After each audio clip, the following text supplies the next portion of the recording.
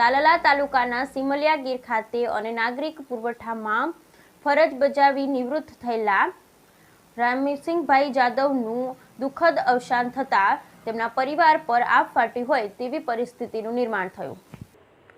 એમનું બેસણું સૂત્રાપાડા તાલુકાના પ્રાંચી મુકામે આવેલ વણકર સમાજની વાડીમાં રાખવામાં આવ્યું હતું।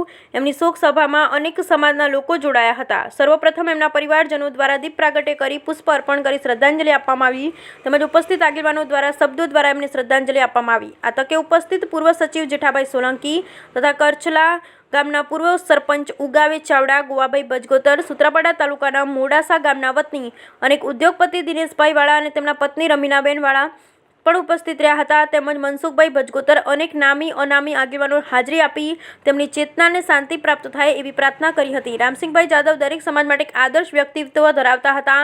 એમના અવસાનના સમાચાર સાંભળી અને ગામમાં શોકનું મોજું ફરી વળ્યું। Bureau report Bhimjibhai Bhajgotar, Gir Somnath.